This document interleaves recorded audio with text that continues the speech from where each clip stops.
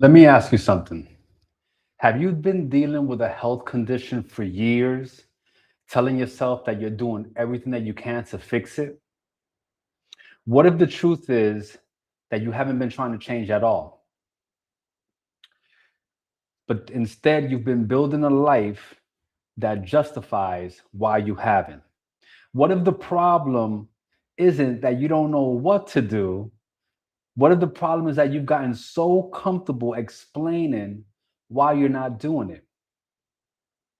What if your routines, your environment, your habits, even the people around you are not helping to heal you? They're helping you stay where you are. Now, you see, that's uncomfortable to think about, right? But it's real because today we're not talking about information, we're not talking about another plan.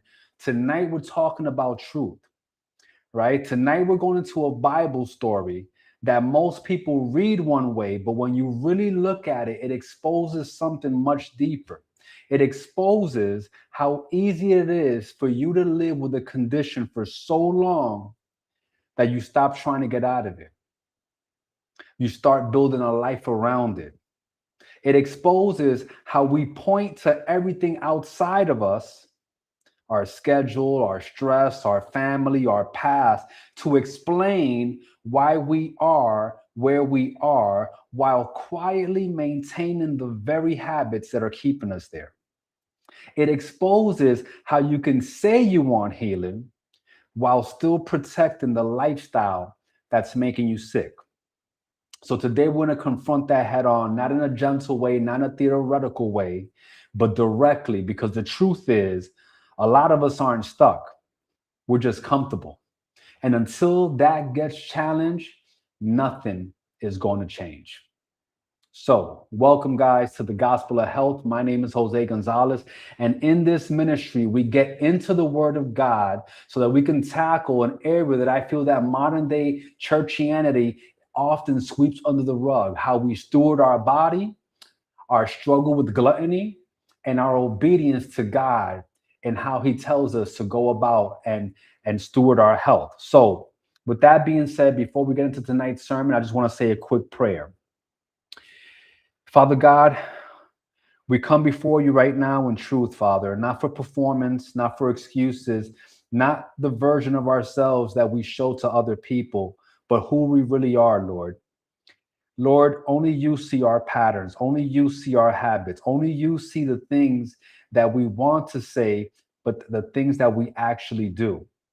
And today, Father, we're asking you for clarity. We're asking you to strip away the excuses. We're asking you to expose the lies that we've been telling ourselves, to reveal the areas where we've chosen comfort over obedience. God, I ask that you give us the courage to face truth without running from it, that you give us the humility to accept correction, and that you give us the strength to act on what we hear, not tomorrow, not next week, but now, Lord. We don't just want relief, we want to be made whole. So speak clearly tonight, convict deeply, and move us into action. In Jesus' name, amen. So, there's this pool in Jerusalem, which was called Bethesda, right? And people came here because they had all types of conditions, right? And they came here because it was believed that at a certain time, the pool would be stirred by an angel, and whoever got into the pool first would be made whole and healed of their ailments, right? So people gathered here, they positioned themselves as close as possible, waiting for that moment. And on the surface, it looks like it's a place full of people who want to be healed. But the question is, did they? Okay. So we're going to start in the word here. We're going to open up the book of John, chapter 5, and we're going to start verses 1 through 9. So I'm going to read John 5, 1 through 9, and then we're going to go back and we're going to dissect this. Okay. So I like the King James Version. You can use whatever version you like, but that's the one that I'm going to be reading here on this channel. So it says, after this, there was a feast of the Jews, and Jesus went up to Jerusalem. Now, there is at Jerusalem by the sheep market a pool, which is called in the Hebrew tongue Bethesda, having 5 porches. In these lay a great multitude of impotent folk, of blind, halt, withered, waiting for the moving of the water. For an angel went down at a certain season into the pool and troubled the water. Whosoever then first, after the troubling of the water, stepped in, was made whole of whatsoever disease he had. And a certain man was there which had an infirmity 38 years. When Jesus saw him lie and knew that he had been now a long time in that case, he said unto him, Wilt thou be made whole? The impotent man answered him, Sir, I have no man when the water is troubled to put me into the pool. But while I am coming, another steppeth down before me. Jesus saith unto him, Rise, take up thy bed, and walk. And immediately the man was made whole, and took up his bed, and walked. And on the same day was the Sabbath. So, when it comes back, I'm going to break down this text, like I said, line for line, because there's a lot that's happening here. Okay. So, we're going to start again in verse 2. When John 5:2, it says, Now there is in Jerusalem by the sheep market, which is called in the Hebrew tongue Bethesda, the market, a pool, which is called Bethesda, having 5 porches, meaning 5 sections, 5 clusters. This is not hidden struggle. This is visible, organized, normalized dysfunction. And oftentimes when we see something often enough, it stops shocking you. Okay. So you have these 5 sections, right? These 5 clusters, right? And it says, and actually, this actually reminds me of something, because I was going to name the church, but I'm not going to name the church. It doesn't matter what the church is, right? But I was invited to this church in North Philadelphia. It's this big, super Baptist church, right? Large, one of the biggest churches I've seen, right? In North Philly. And I was invited there for this big men's health thing, right? They had partnered with, like, I think Temple University Hospital, a few different, medical facilities. And it was a full men's health day where they were doing screenings, blood tests, all types of tests, all types of consultations, all types of diagnoses, right? And so what happened here is that I'm thinking, oh, is this men's health thing? Like, I don't know. I don't know what I was thinking, but what I found shocked me. Okay, because I'm 50 now. This was about 5 years ago. So let's say I was 44, 45 years old when I went there. And most of the men were at least my age, right? They were at least in their 40s, many of them in their 50s, many in their 60s, and even some even older, right? But what was shocking is that you had all these men, like the majority of men in this room, with canes, with walkers, knees that couldn't bend. I remember this one room, the way that they had it set up in the hallway was that they had chairs set up in between each room where they had the different screenings going on. And so what we would do is that everybody would take a seat. And as one person went in, you would just kind of scoot over, right? Like musical chairs. And there was several men that I remember distinctly, more men, all right, than I thought I would see, who they would have to take a seat, and that was their placeholder. You would just have to know, okay, I'm next, I'm after him, because they could not even get up to move their buttocks from one seat to another seat that was right next to it. Okay, obesity everywhere. Guys talking about, oh yeah, I had to eat something, Brother Joe, before I took my meds this morning. Like, we're talking about this like it's sports, like completely normal. Okay, pain has been normalized, limitation has been accepted, right? And everyone is there for health. But being in that room, I was like struggling with this question in my mind. I was like, are we here for healing? Are we here because this is something that we do once a year? Because it's possible to show up in a place of healing and still not change.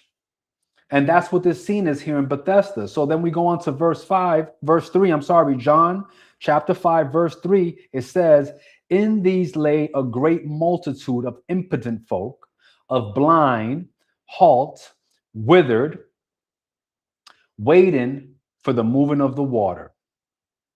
A great multitude, meaning this is not rare, this is common, this is not isolated, this is systemic, it's a culture, right? And we see this every day. Have you ever been into an emergency room, right? And you need to be admitted? How long does it take to get a bed? How long do you sit in the waiting room when they tell you, oh, as soon as a bed opens up, we'll take you upstairs, Mr. Gonzalez? Or you ever try to book a doctor's appointment and the next available appointment is like 6 weeks out? Oh, and by the way, if you miss that one, the next one is 3 months out. Where the hell do all these people come from?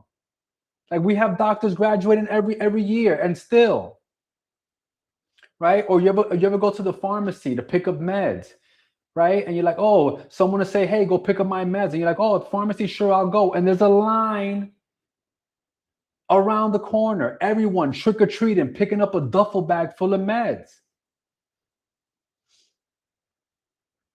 I talked about this last week, right? And I've talked about this in different sermons and different lectures, but my father passed away of chronic kidney disease at 59. And he spent 7 years going to dialysis. And I remember, because I used to go with him often, the very first time, I understood, okay, he goes to dialysis and they do these blood things and whatever, he would come back with all these, bandages from, the needles or whatever. And so the first time I went with him, I think I was like 17, right? And I thought it was going to be like a doctor visit. Like, you walk in, they draw your blood and then you're back. But that's not what I saw. This was like an auditorium. It was a room full of people, all the chairs laid up in a circle. You got Jerry Springer on the TV, right? Jenny Jones up on the TV. And everyone is buddies. Everyone is talking. It's a culture. It's a clique, right? Something that is so health devastating. People had just, it had just become normal. All right.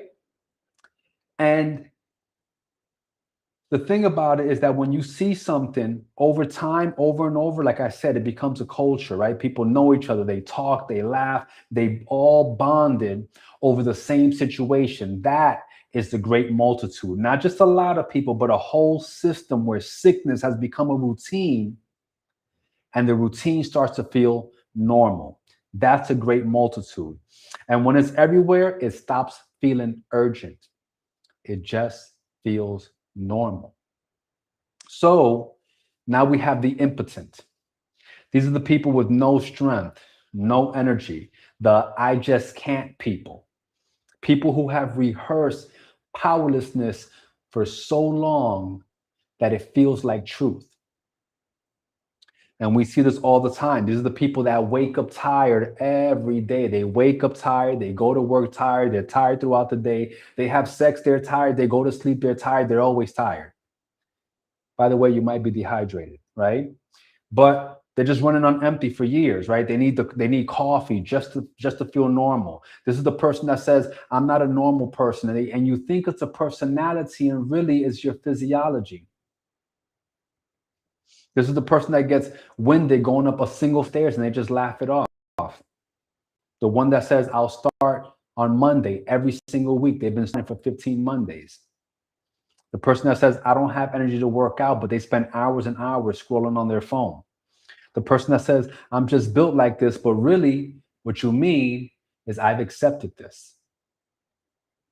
Impotent is not just weak in the body, it's trained helplessness. It's saying, I can't so many times that you stop asking if you actually can. And when you stay there long enough, you don't just feel weak. You start identifying with the weakness. You start protecting it. You start building your life around it. And now, even when strength is available, you don't even reach for it. Then we have the blind. No vision. Not a lack of sight, but a lack of direction. These are the people that cannot see the consequence or the possibility, so they just repeat the cycles without interruption. Let me tell you something. There are things that you will never see until you're ready to see them. Let me ask you a question. You ever lose your keys and the whole time they're right there on the counter right in front of you? You walk past them like 3 times, you check the same place over and over, you start blaming everyone in the house, and then someone comes in and is like, yo, they're right there, right in front of you. Same keys, same counter, but different eyes. That's blindness.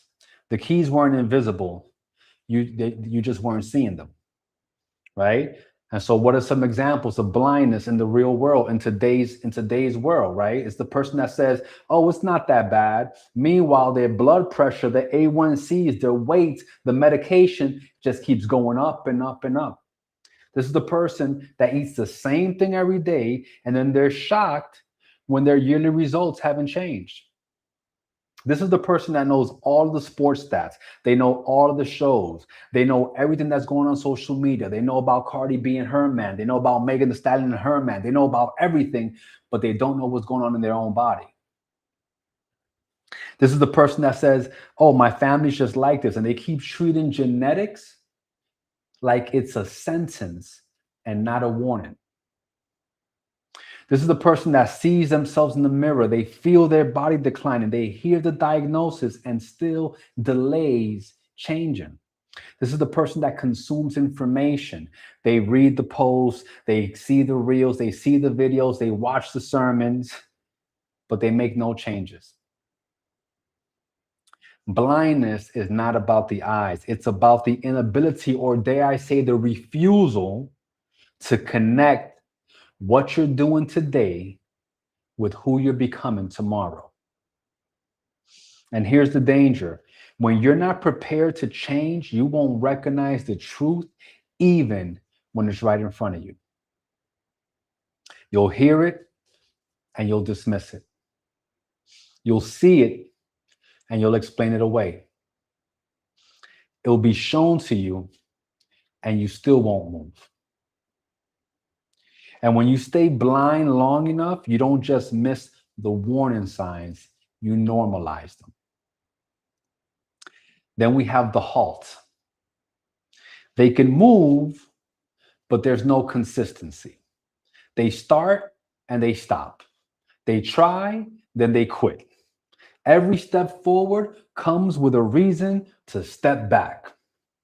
I would walk more, but my knees flare up. I would go to the gym, but my shoulders been acting up. I would start meal prepping, but my schedule is crazy right now, right? I would cut back on the sugar, but you don't understand, coach. I just need something sweet, just to get me through. I would wake up earlier, but I need my sleep, right? I would join the program, but just let me get through this month first. And it's like, bro, can you control your mouth? Because you don't need perfect joints to stop feeding what's killing you. And I've seen this up close. I got family members like this, people I love. I have this cousin that every time you say, oh, ¿cómo está? Ay, mi hijo, José Luis, tú sabes. Every conversation, every single conversation, you talk to them, it's their back. Then next week you see them again, now it's their knees. Then next time you see them, now it's their shoulders. Now they're losing eyesight. Now they got nerve pain. Now it's something else. It's never a one-off conversation. I'm talking about every single conversation. That's all they talk about. There's no growth, there's no progress, there's no change. It's just a running list of everything that's breaking down. And you leave the conversation feeling heavy. You feel like you caught something just talking to them. That's halt. Movement without progress. Talking about change without making change. Always about to start, always about to fix it, always about to get serious, but never actually doing it. And it's a cycle of almost. And almost will keep you stuck as long as you keep doing nothing. And I'm going to take responsibility for a moment on something. I've coached a lot of people, right? But there's people who I've coached, many of them who I've coached, some of which might be watching this right now, who did not succeed in achieving their goal, who did not make it through my program, who did not get the desired result that they told me that they wanted, that was so important to them. And still to this day, I see them on social media and they're exactly where they were 2, 3, 4, 5, 6 years ago when I worked with them. And you know whose fault it is? Mine. Not that they're in the same place, that I worked with them. You know why? Because they were halt people. I'll tell you what I mean. I would get on a call with them. They would tell me how miserable they felt, how bad things had gotten, how badly they wanted to change. And then when it came time to commit, when it came time to sign up, all of a sudden they got reasons, they got delays, they've got conditions, right? And instead of me recognizing that, I try to motivate them. I try to inspire them. I try to get them over the line. And many times it worked. Many times they sign up and they get started, but a few weeks later, they fade. They stop showing up on the group calls. They stop replying to my texts. Halt. I had to learn the hard way. These were halt people. And I let them in anyway. I wasted their time and they wasted mine. Because halt doesn't need more motivation. Halt needs a decision.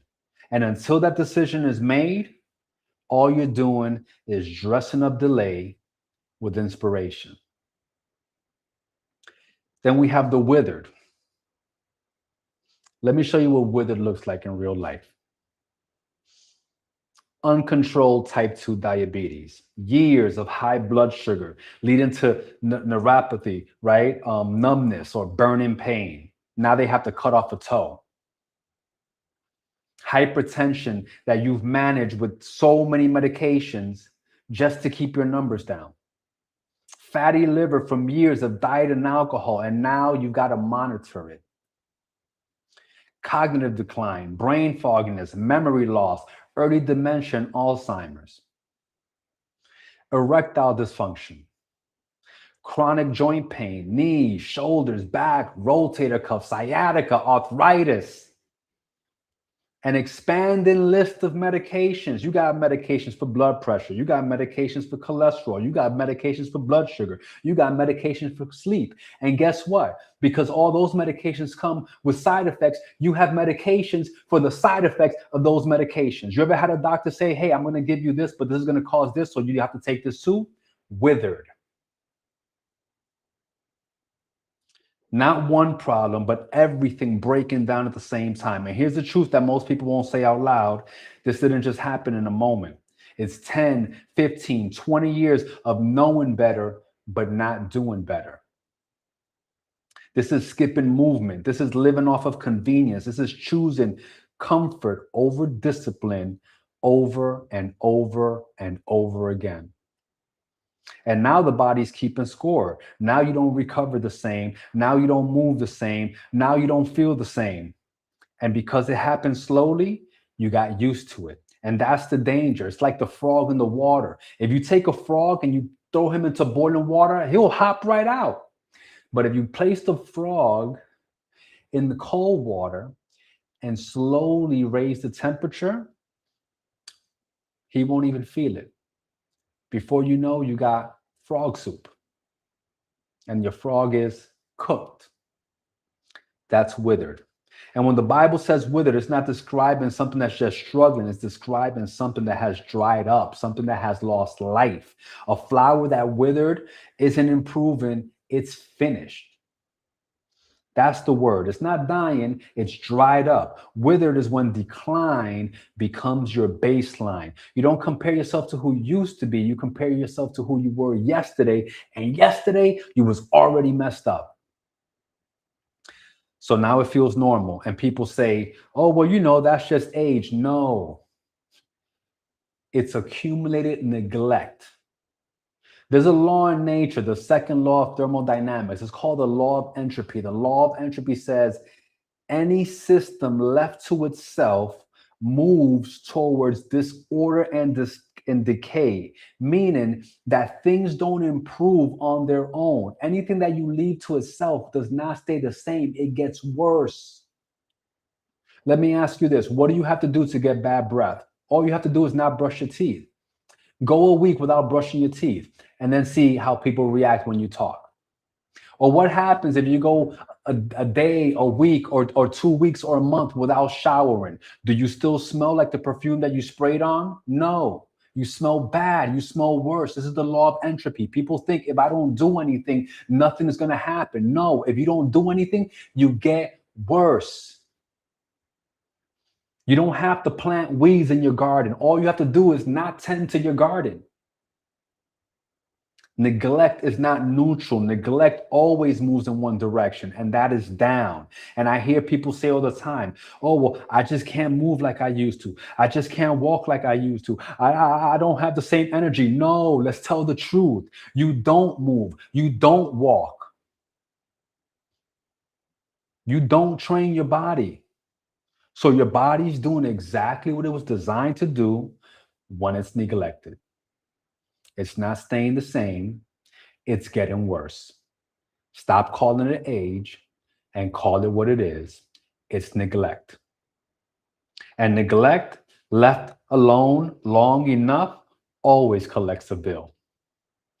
If nothing changes, things don't stay the same. They get worse. And then the Bible says they were waiting for the moving of the water, meaning that this is not patience, this is passivity. This is the person who says, I'm going to start when things calm down. Things never calm down. This is the person that says, I'm going to start after the holidays, but there's always another holiday. This is the person that says, I'm going to start when work slows down. Work never slows down. All you do is adjust to it. This is the person that says, I need the right plan. I need the right gym. I need the right time. And you spend months researching and do absolutely nothing. This is waiting for perfect conditions to do basic obedience. You don't need a sign to drink water. You don't need a miracle to go for a walk. You don't need an angel to stop eating what's wrecking your health. But you keep waiting.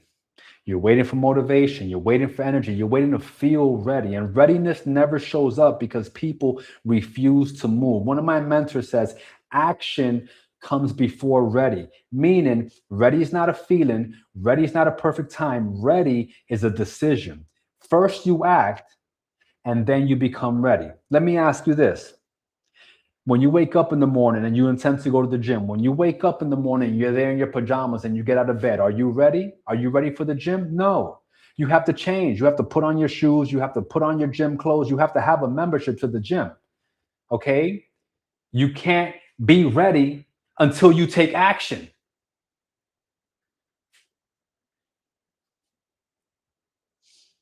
And through action, you become ready. Right? You don't wait to feel discipline to move. You move, and then the discipline gets built into the movement. So you sit in the same place, you sit around the same people, you have the same conversations, waiting for a moment that's never going to replace a decision. And here's the part that nobody wants to say. Waiting is comfortable. So comfy. So comfy. Because as long as you're waiting, you don't have to change. As long as you're waiting, you don't have to be accountable. As long as you're waiting, you can keep telling yourself, I'm about to. But about to has buried more people than I have tried. You're not stuck because there's no opportunity. You're stuck because you're making waiting your strategy. So now we go to John 5, verse 4, and it says, for an angel went down at a certain season into the pool and troubled the water. Whosoever then first, after the troubling of the water, stepped in, was made whole of whatsoever disease he had. A certain season, meaning opportunity is not constant. Windows open and they close. But the problem is that most people are unprepared when the moment comes. It says, whosoever then first. So you have everyone's rushing, everyone's reacting, everyone's trying to get relief the fastest way possible. And I'm going to show you exactly what this looks like today. This is the late night infomercial that has the pill that says melt body fat fast, right? The pill that claims you can eat whatever you want and still lose weight. You've seen these infomercials. You don't have to change how you eat. Just take this pill and it's going to melt fat fast. And it's not going to melt fat anywhere, just where you want it to melt, right? This is the Ozempic. This is the Wegovy, right? People just want this. This is the Dr. Miami. I live in Miami. I see it all the time.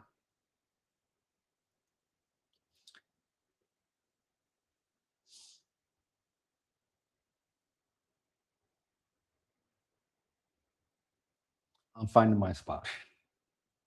Okay.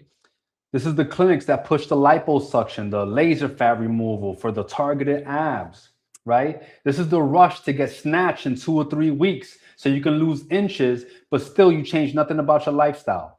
I got news for you. It's just a matter of weeks before you look unsnatched again. Waiting on that check or that income tax refund to get snatched, right? This is the before and after marketing that sells the moment, but not the method. This is the people that says, just give me something that works fast, not because they change how they eat, not because they built discipline, not because they've trained their body, but because they want relief without responsibility. So when a product drops, when the commercial hits, when the doctor says, oh, we can take care of that, they rush. Just like the pool. Limited time, act now, results guaranteed. And for a moment, it feels like hope, but that's not transformation. It's a reaction. It's trying to fix a lifestyle problem with a momentary solution. And here's the truth. You cannot shortcut a condition that you keep maintaining. You cannot medicate your way out of habits that you refuse to change. You cannot surgically remove what you keep recreating.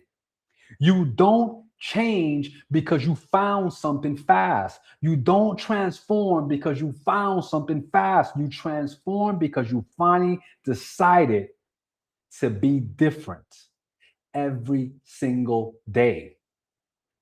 And then in verse 5, it says, and a certain man was there which had an infirmity 38 years. A certain man. So you have the multitude, but Jesus focuses on one person, a certain man, which means you can be surrounded by a culture of sickness, a culture of blindness, a culture of impotence, a culture of limitation, and still God is dealing with you directly.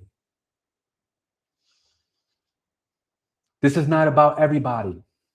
This is about you. You can hide in the crowd if you want. You can say this is just how people are. You can say this is just the culture. But when God says a certain man, it's no longer about them. It's about you. 38 years. That's not a bad month. That's a lifetime. I was a virgin 38 years ago. That's long enough for your condition to become an identity. You don't just deal with it. Now you've organized your life around it. And the number is not random because there was another group in scripture that spent 38 years stuck in a cycle. The children of Israel wandered in the wilderness, not because they had to stay there, but because of what they believed and how they lived. Same pattern, a prolonged condition that became a lifestyle. And that's what you're looking at here. This is not a moment. This is not bad luck. This is not something that just showed up. This is a man who has been in the same state long enough that he has built his entire life around it. And when something goes on that long, something shifts because you stop expecting change. You stop trying. You start managing instead of fighting. And at that point, it's not just physical anymore. It's your identity. It's an explanation. It's a belief. And let me show you how deep this goes, right? I remember when I was a teenager, I used to go to the Dominican Republic, and there was this woman that would beg for money Where my Dominicans at? Who's been to La Capital? Who knows where the Abraham Lincoln y 27 de Febrero is at? Talk to me, my people. Where you at, right? So there was this woman that would there was this avenue, right, called Abraham Lincoln Avenue, and she would be out there begging for money. Now, this woman had a condition. I'm not really sure what this condition is called, so educate me out there if somebody knows. But she had like this excess skin that was growing and hanging off her face, and this skin was so excessive that it hung to her, almost to her knees. Imagine having the skin on your face, bro. Like the skin on your face, like that, like an appendage hanging. Okay. Yeah, you know where's that, Bobby, right? Hanging to her knees, right? And she would be out there. And I remember when I saw this lady, I was like, oh my God, my heart broke. Like I didn't even have any money. I wanted to give her whatever I had, right? And the crazy thing is, right? If Dominicans know this story, right? If you was in Dominican back in the 90s, back in the 80s, you know who I'm talking about. But the thing is that this lady was approached by the top surgeons, and they offered to do a surgery for her and restore her face for free. Bro, I was like, this is a miracle, except that she turned it down. Listen to this. She turned it down. Number one, she had been living with this her whole life. This is who she was. But number two, this is what she said. She made so much money begging, she didn't want to be healed. Bro, I don't care how much money I'm making. Take that off of me. Now, that's just me. I'm just saying. Okay. So she had built a life, she had built an identity from it, right? So even when freedom is offered to you, you don't take it. This is why Jesus asked them, do you need, Jesus don't ask the guy, do you need help? Instead, he asked them, will thou be made whole? Because after 38 years, some people actually don't want the disruption that comes with being whole.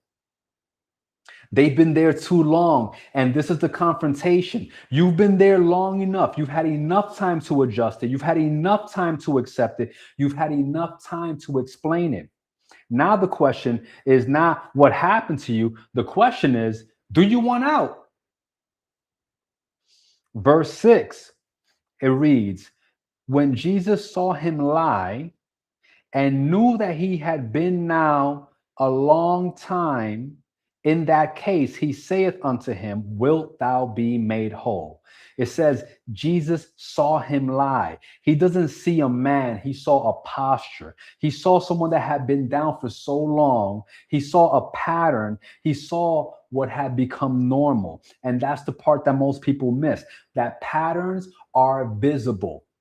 You may think it's private. You may think it's hidden. No. How you live, how you move, what you repeat, it shows.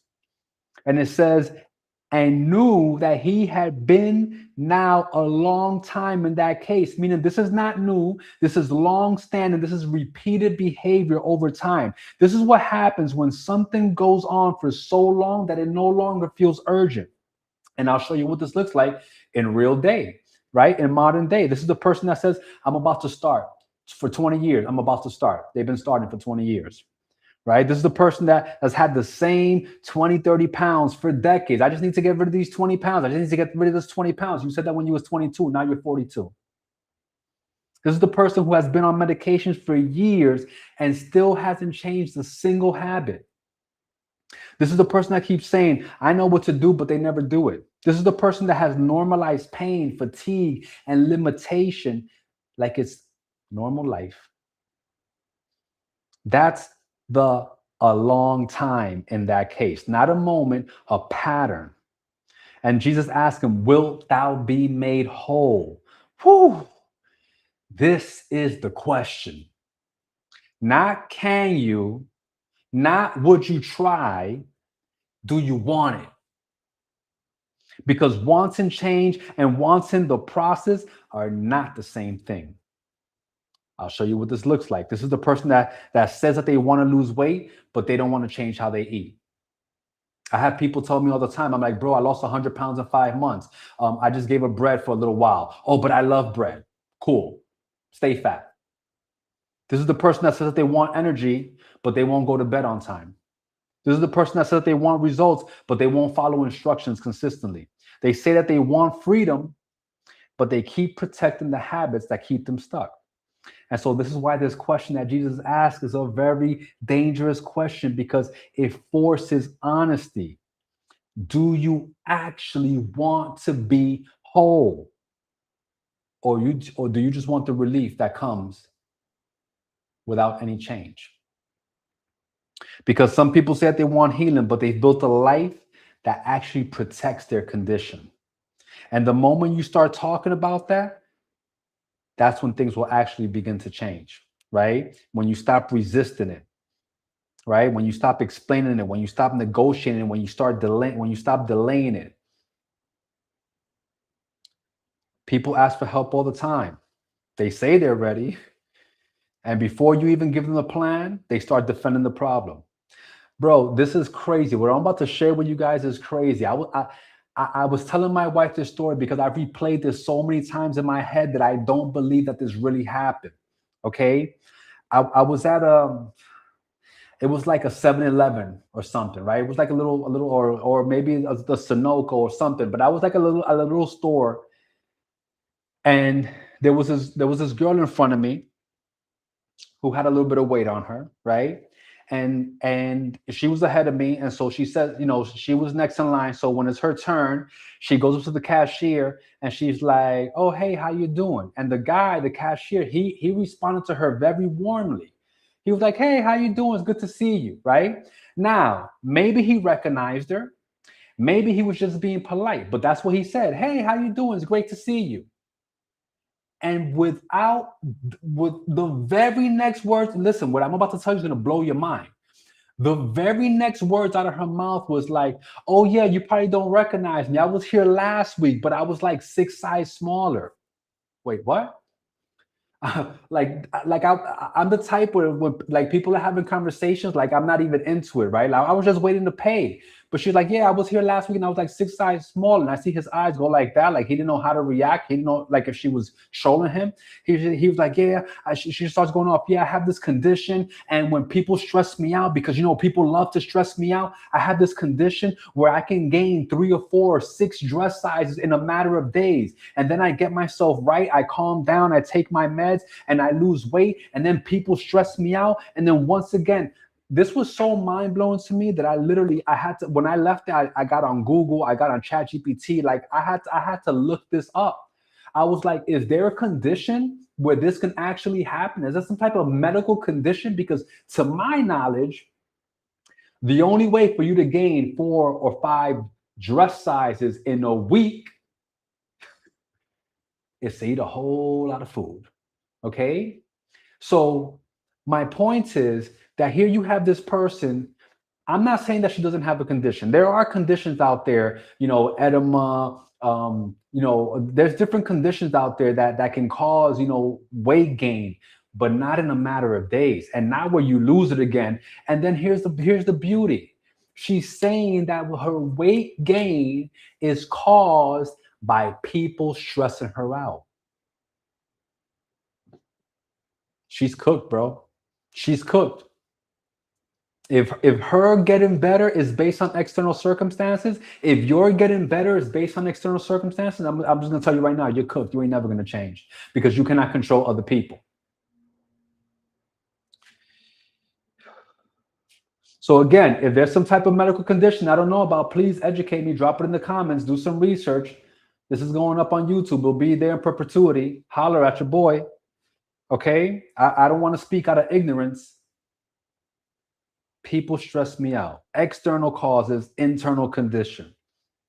Right? And that's exactly what this verse is exposing.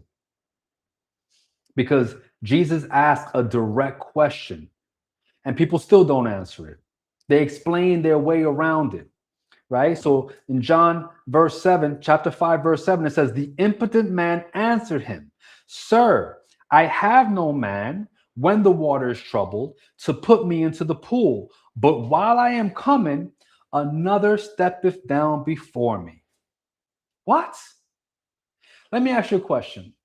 If you were dealing with something for 38 years, I'm 50, that's my whole life. If you were dealing with something for 38 years and Jesus said to you, bro, would you like to be healed? What do you think the answer is? What would you say? Matter of fact, I'm not even gonna speak for you. I know what I would say. Yes, yes.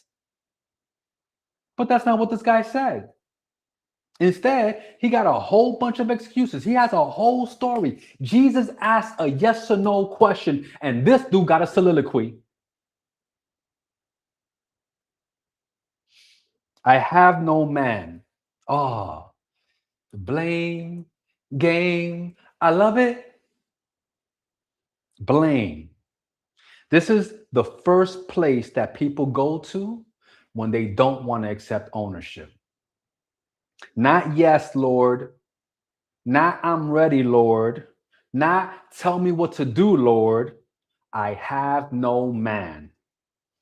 Let me show you what this looks like in modern day. This is the person that says, nobody supports me. My spouse doesn't eat healthy. My family keeps bringing junk into the house. My friends always want me to go out to eat. Nobody taught me how to cook. I've heard that one. I didn't grow up eating like that. Oh, you don't get it. My job just makes it impossible. And some of that might be true. But truth does not remove responsibility. You may not have had help. You may not have had support. You may not have had the perfect environment, but Jesus didn't ask who failed him. He asked him if he wanted to be made whole. Then the man says, when the water is troubled, timing. He's saying there's a moment where this could happen, but the moment never lines up for me, Jesus. That's the modern day person who's waiting for the perfect season. The person that's like, oh, I'm going to start after my birthday. I'm going to start after vacation. I'm going to start after the holidays. I'm going to start when work slows down. I'm going to start when the kids go back to school. Oh, I'm going to start when I'm not that stressed. I'm going to start when I can afford it. The water is always about to move. The timing is always almost right. But almost right is still disobedience when God is calling you to move right now.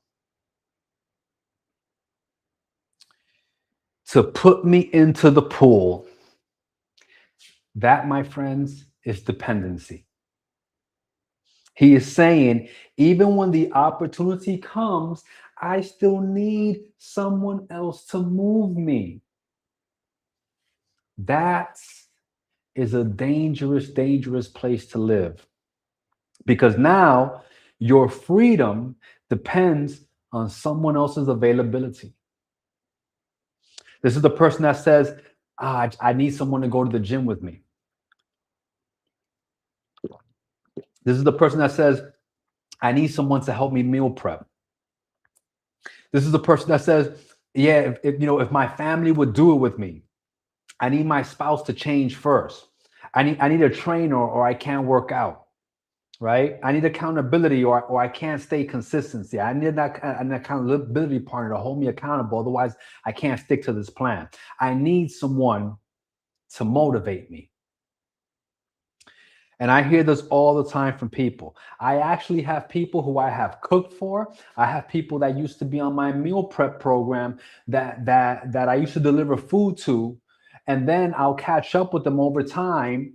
And they'll say to me, oh man, if I just had you to cook for me, if I could just order food, but you went to Florida and I'm here in New York and I can't order food from you. So I don't know what to do.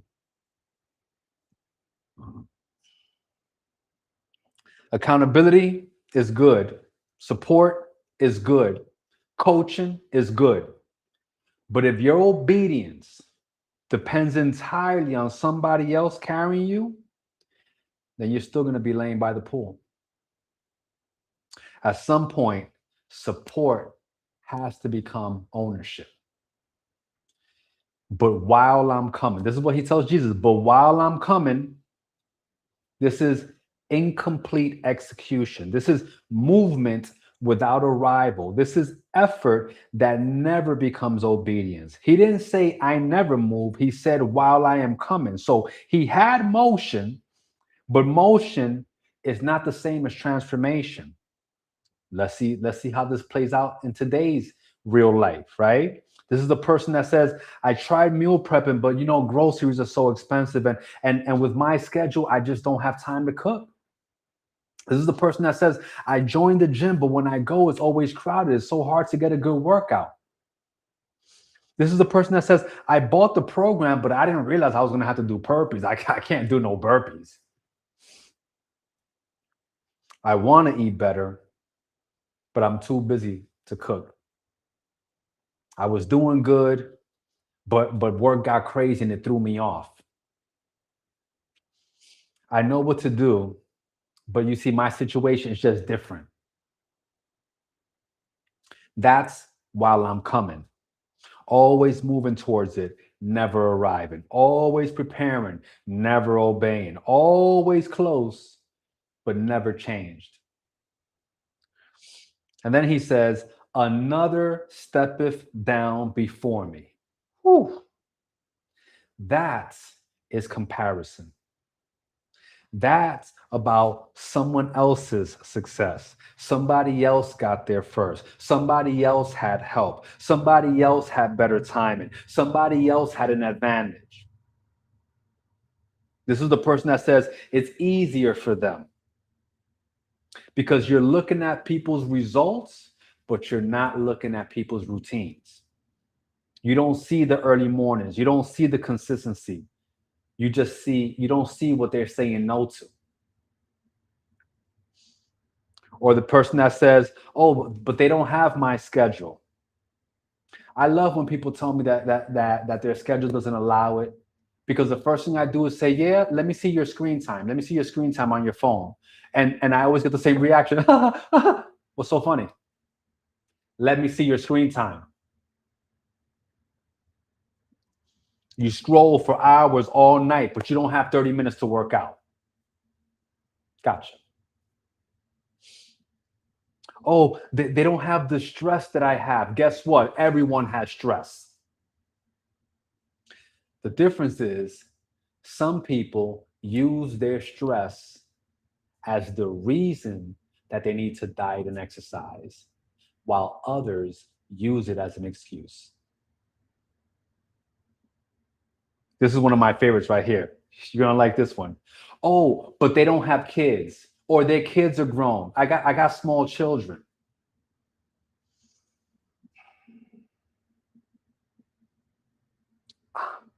I'm asking God to help me right now, because I have parents tell me this all the time. This is one of the dumbest things that I've ever heard in my life. Because I have kids, I can't work out. Because I have kids, I can't meal prep. I have something to tell you guys. If you have kids, that should be the only reason that you diet and exercise. I'm gonna move on because God is working on me. This is another one of mine that I like. Oh, I don't have time. Oh, I get it. People with a six pack, we got 28 hours in a day, but you only have 24. And because I have 28 hours in a day, I use those 4 extra hours to exercise and do all the things that I have to do to make myself healthy. Unfortunately, God only gave you 24 hours, so you don't have time.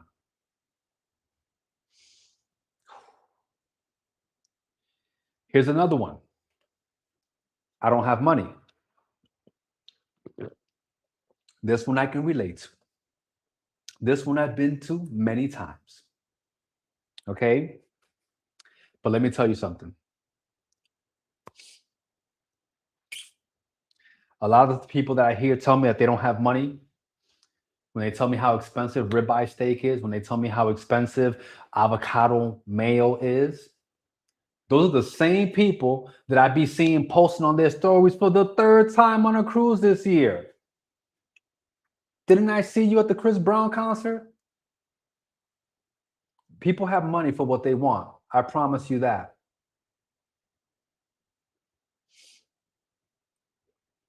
One of my mentors used to say, when you're healthy, you have a lot of problems. You have money problems, you have relationship problems, you got spiritual problems, you got problems at work. When you're healthy, let me tell you something. When you're healthy, you have a lot of problems.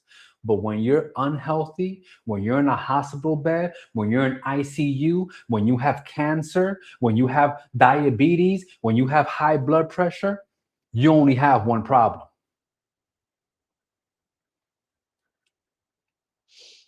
So let's be honest, because some of the same people that keep telling me that they don't have time, right? Those same people that say that their schedule doesn't permit, those same people that say that they can't work out because of their kids or they don't have money, they don't have this. These are the same people that I see on Facebook saying, I just finished another season of This Is Us. What should I watch next? So you have time. Gotcha. You just decided where the time went. Another thing that people say, they just have good genetics. That's one that people love to say. They're just naturally built like that. Let's talk about that for a second. You see someone lean, you see someone who's disciplined, who's consistent, and instead of asking them what did they do, instead you just label it as genetics because this way you don't have to change. Whew. Well, I got something to tell you. I'm going to prove to you, to some of you perhaps, how it's not genetics, right? A lot of us got raised getting our butts whipped. A lot of us got spanked. A lot of us got hit with belts. Your parents ever tell you to go get a switch? Your parents ever tell you, hey, go get me a branch outside, and you knew what was coming? Let me ask you this. Your parents ever make you kneel on rice? Oh man.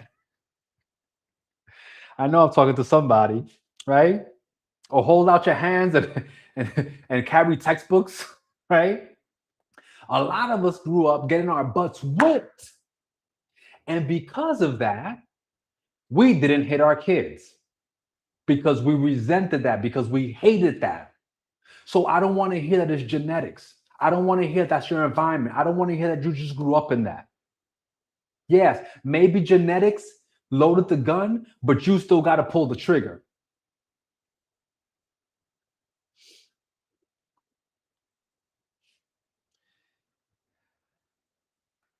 Maybe your parents did eat junk. Maybe your house was undisciplined. Maybe nobody taught you better.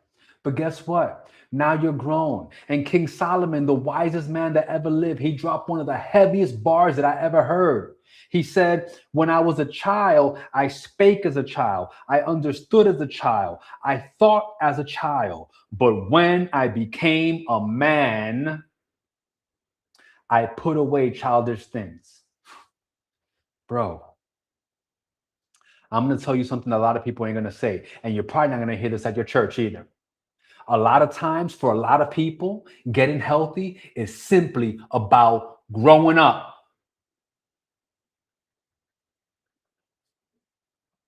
I just need a moment, right? So again, this is not genetics. These are decisions that you repeat every single day. When you say someone has good genetics, what you're really doing is dismissing the discipline that it takes to get that way so that you don't have to confront your own lack of discipline. You're looking at DNA instead of looking at your decisions. Genetics might set the stage, but your habits are going to decide the outcome. Then you have the people that say, oh, well, some people can just eat whatever they want. You see, that's what you think you're seeing.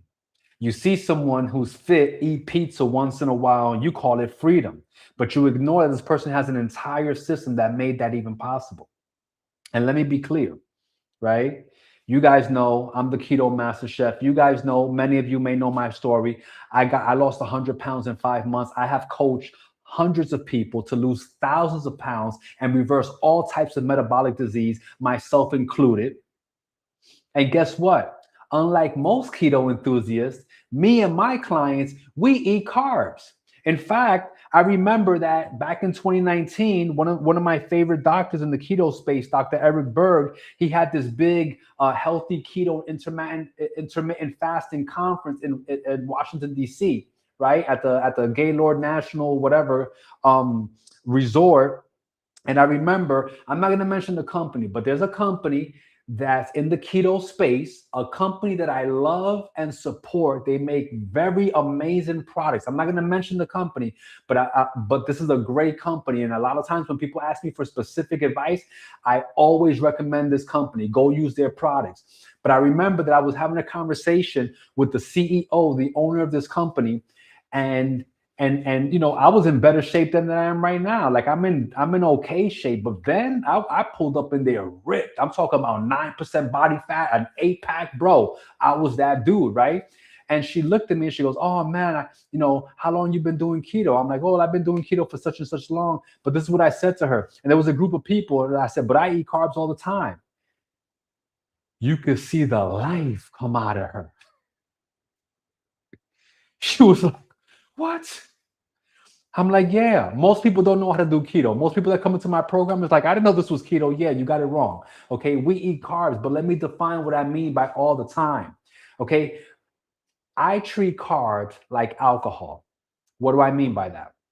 Okay, if you drink alcohol for breakfast, if you drink alcohol at lunch, if you have alcohol as an afternoon snack, and then you have alcohol again at dinner, and then you stay up late nights watching TV, scrolling on your computer, doing nonsense and consuming alcohol, and you do that day after day, week after week, month after month, year after year, decade after decade, and then you get to a point in your 40s and 50s and the doctor says to you, "Hey mister, you have health issues," nobody would be surprised.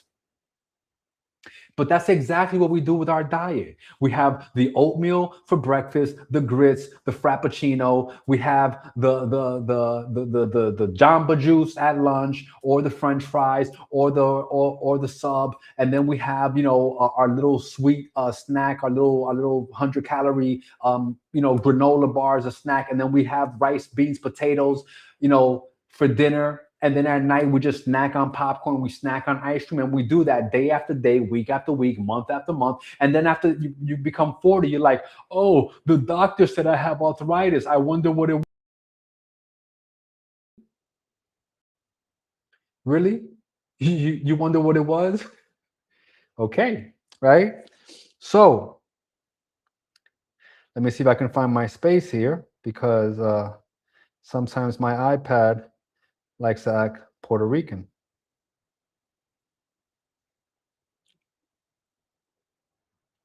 Right? So it's not genetics, my friends. It's not genetics. It's not just that people can eat whatever they want. It's just that they have discipline that shows up visibly in their body, but you don't see the hidden habits. Okay.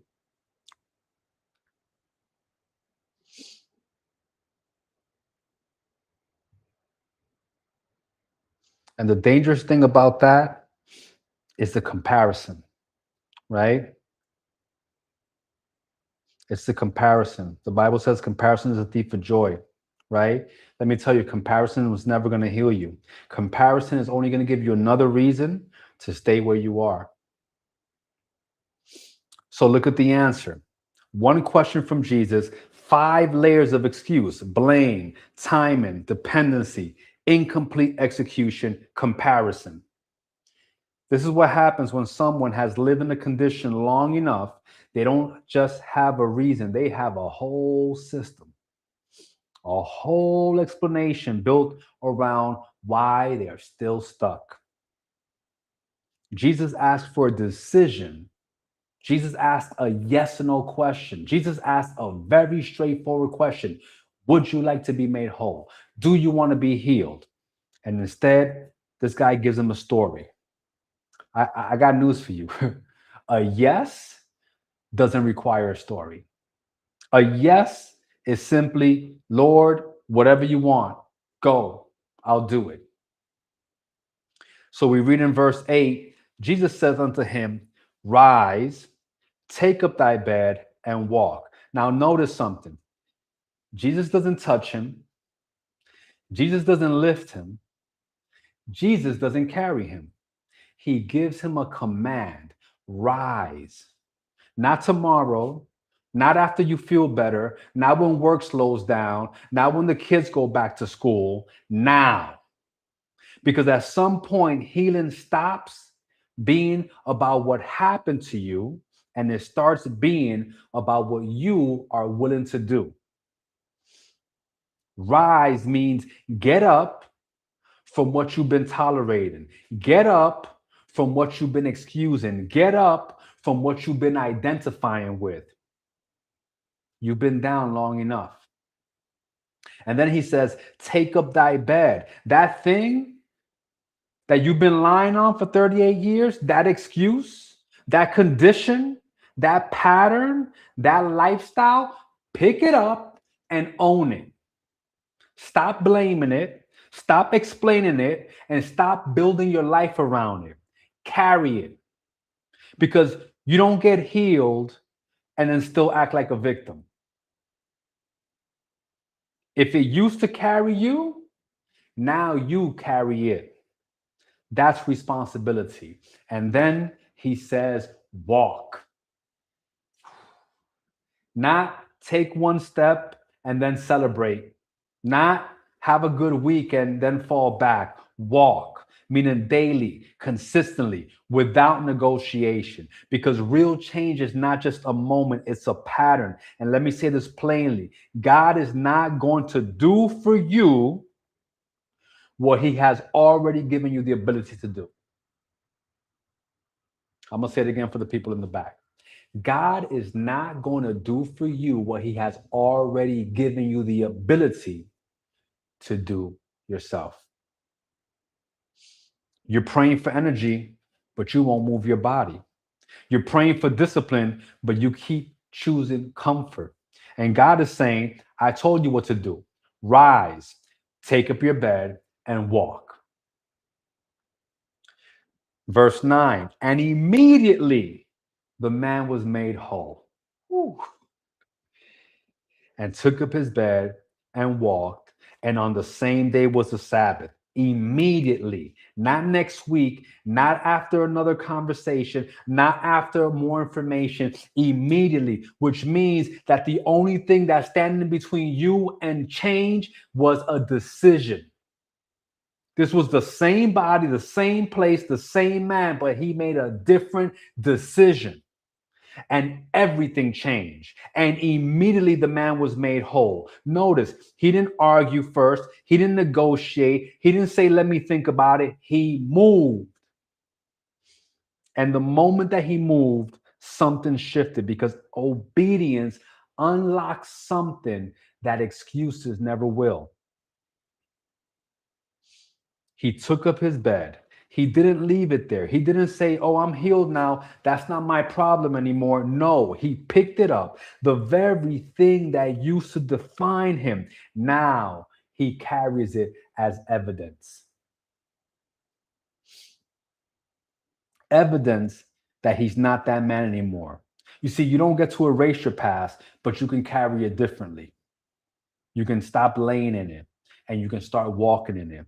And he walked, not limped, not tested it for a few steps. He walked, which means he didn't just receive a moment. He stepped into a new pattern. This is what most people miss because they want a moment, but they don't want the pattern. They want to feel different, but they don't want to live different. Right? But this man didn't just stand up, he walked. And on the same day was the Sabbath, which means this did not happen in the perfect moment.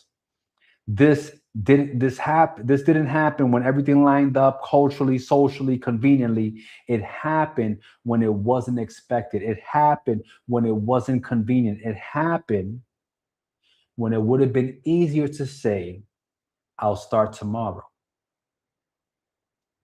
But he didn't wait for the perfect day. He obeyed on that day. And let me say this clearly, because some of you are waiting for the right time. You're waiting for the right schedule. You're waiting for the right season, for the right conditions. And God is saying, I didn't tell you to wait for the perfect day. I told you to move today. You've been praying for healing. You've been asking God for strength. You've been waiting for a miracle. But what if God already answered you with an instruction? Move your body, change what you eat, discipline your habits, tell the truth about what's not working. Stop calling bondage balance. Stop calling neglect grace. Stop calling your condition your personality. You're waiting for a miracle, and God is waiting for you to move. One of my favorite quotes was from Frederick Douglass, who said, "For 20 years, I got on my knees and I prayed to God.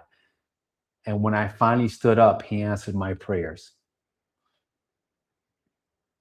So this is the good news, my friends. In John 5:6, wilt thou be made whole? Now I'm asking you directly. I'm asking you directly. You with diabetes, wilt thou be made whole? You with high blood pressure, wilt thou be made whole? You with obesity, wilt thou be made whole? You with erectile dysfunction, wilt thou be made whole? You with sleep apnea, anxiety, chronic pain, fatigue, wilt thou be made whole? With the version of you that has learned to tolerate, wilt thou be made whole? Because this is where it gets real.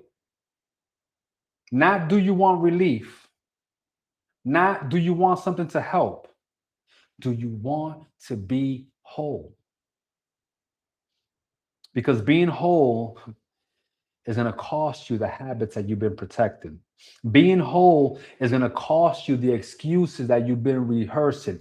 Being whole is going to cost you the identity that you have been hiding behind.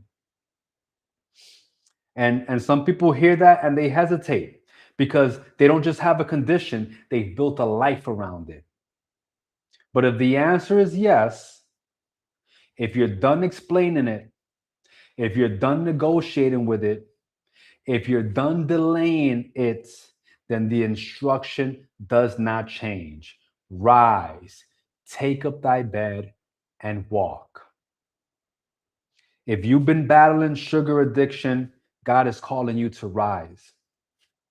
If you've been battling the late night eating, the binge snacking, the secret trips to the pantry, God is calling you to rise. If you have been hiding behind I'll Start Monday for the last 10 Mondays, God is calling you to rise. If comfort has been killing you slowly and you've been calling it balance, God is calling you to rise. If you've been blaming your schedule while making time for everything else, God is calling you to rise. If you've been using your kids, your job, your stress, your past as a reason that you are still unhealthy, God is calling you to rise. If you've been waiting for motivation, like it's going to knock on the door and drag you to the gym, God is calling you to rise. If you have been tired of this, of being the same person in the same condition, telling the same story, God is calling you to rise.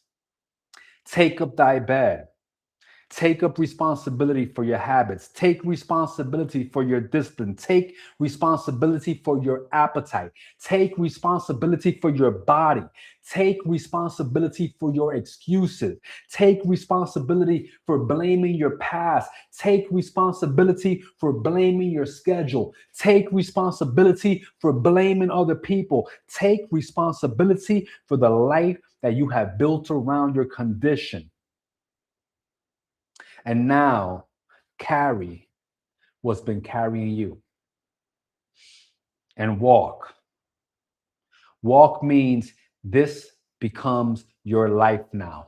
Not an emotional moment, not a Sunday conviction, not a 3-day burst of motivation, your life. Means you walk it out on Tuesday the same way you walk it out on Sunday. It means you walk it out when you're tired, not just when you're motivated. It means you walk it out at lunch, at dinner, in the grocery store. It means you walk it out when the restaurant menu is calling your name. It means you walk it out when your family is eating the same food that got everybody sick. It means you walk it out when nobody is watching. Because here's the part that you cannot miss. All right. The man came to the pool for healing. He thought the pool was the answer. He thought the water was the healing. He thought if I can just get to the one thing that I've been waiting on, everything would change. But Jesus walks in to this scene and shows him the truth. And that's what I'm asking you guys to see today. The one thing that you thought you needed is not what you thought you needed. You don't need Ozempic. You don't need Wegovy. You don't need another fat burning pill that promises results while keeping you with the same habits. You don't need the mushroom coffee, the detox teas, or some influencer telling you that this is the missing piece. You don't need liposuction. You don't need laser fat removal, or someone convincing you that stubborn fat is that there's a machine that can fix it. You don't need to get snatched for a moment while your lifestyle stays the same. You don't need another program that you're not going to follow. You don't need another plan that you're not going to commit to. You don't need another excuse dressed up as a solution.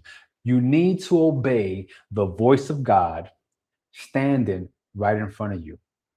You need to give up the story. You need to give up the identity. You need to give up the excuse. You need to stop waiting on the thing you think will fix you and respond to the word that is commanding you right now. Because the difference between the man who stayed at the pool and the man who walked away was not the water. Bro, I'm getting chills just saying this. It was his obedience. It was a decision. It was action. Rise, take up thy bed and walk. And whatever you do, don't lay back down. I'm going to say it one more time so there's no confusion. You don't need another plan. You don't need another product. You don't need another excuse that sounds intelligent. You need a decision right now, because the longer that you sit there explaining it, justifying it, negotiating it, the more that you become it. And God did not create you to manage a condition, bro. He created you to walk in dominion over it. So if you heard this message and you felt this conviction and you know this is you, stop waiting. Stop explaining. Stop rehearsing the same story and move. Rise. Take up thy bed and walk. Today, not tomorrow, today. So thank you guys so much for watching. If this message hits you, I already know why, right? Not because it's easy to hear, but because it's true. And if you know someone in your life who's been stuck in the same cycle, telling themselves the same story, dealing with the same condition, don't keep this to yourself. Share with them, not to judge them, but to wake them up. Because at some point, somebody has to tell the truth. And today, that truth reached you. Now, what you do with it, that's on you. So before we go, I just want to say a quick prayer. Father God, thank you for the truth that was spoken here today, God. Not the comfortable truth, but the kind that cuts, the kind that corrects, the kind that calls us higher. Lord, you know every person watching this. You know their struggles. You know their habits. You know their patterns, their excuses, Lord. You know the things that they've been battling with in silence. And right now, God, I ask that this would not just be another message that they heard, but a moment that changes them. God, I ask that you give them the strength to rise. God, I ask that you give them the courage to take responsibility, that you give them the discipline to walk this out daily. Lord, I ask that you break every chain of excuse, that you silence every lie that says, this is just who I am. Lord, I ask that you replace it with truth, that they are capable, that they are called, that they are responsible. Lord, let this not be emotional. Let this be transformational. Let this not fade tomorrow. Let this start today. And for every person that's ready to move, Lord, I ask that you meet them in that decision, Lord. I ask that you strengthen them, Lord. I ask that you guide them. I ask that you remind them that they do not have to lie back down. In Jesus' name, amen. Oh, I think that was longer than I wanted to, but I see my boy Bobby's here. What's going on, brother? Yep, I hear that. Absolutely. That's definitely an autoimmune thing there with the skin in that lady. But I thank you, Bobby, for watching, bro. I love watching you on your journey, bro. You a real one. You're someone that always inspired me. I always tell people they need to have a friend like my boy Bobby, right? Because he'll tell you about yourself, right? A lot of us we want to be comforted. You know, we talked about this in previous sermons, but a lot of us want to be comforted. You know, and someone that loves you, someone that's your friend, they're going to tell you what you want to hear. They're going to tell you what you need to hear, even though it may not be what you want to hear. So with that, I hope this message blessed you. You guys have an amazing night. Peace.